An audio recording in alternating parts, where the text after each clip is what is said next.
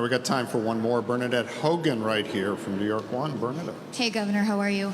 Going back to Jay Jacobs, last year with the midterms, everything was all about getting moderate Democrats elected to suburban districts. And, numbers for Democrats aren't good on Long Island and in the Hudson Valley.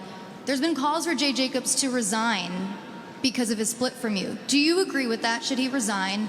And also, going to Zohran Mamdani, do you think his answers on sex work have been a little bit all over the place? Do you think that it should be decriminalized or legalized?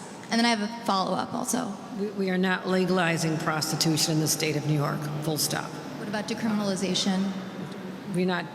We are looking at legislation, but we are not supportive of letting people who are committing the crimes of setting up systems where we have prostitution running rampant, and whether it's in Queens or whether it's the street of Manhattan, anywhere. So that is not appropriate. There are a lot of people making money off this, setting up these systems. Many times there are people that have been victims of human trafficking. Many times we need to look at whether or not these are victims of crimes themselves or are being required to have to pay for their steerage over here through what they call a mule. So there's complicating circumstances with the generally women involved. But I also say that the individuals who set up the operations and the systems that allow this to happen, that is criminal activity, in my opinion.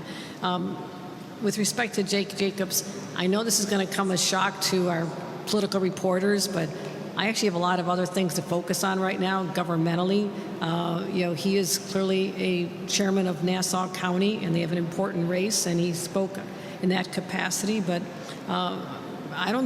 when you talk about what we did last year, it is extraordinary what we did.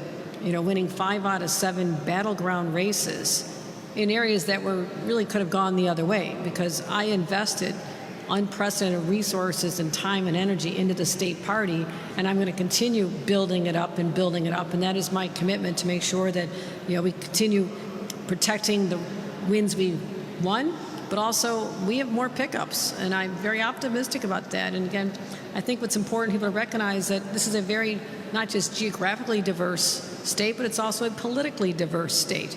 And I'm the governor of the entire state, and I understand the needs of each of the different entities that are weighing in on this. But my job is to elect Democrats, and that's exactly what we're going to keep doing. So I feel good about our record. And Governor,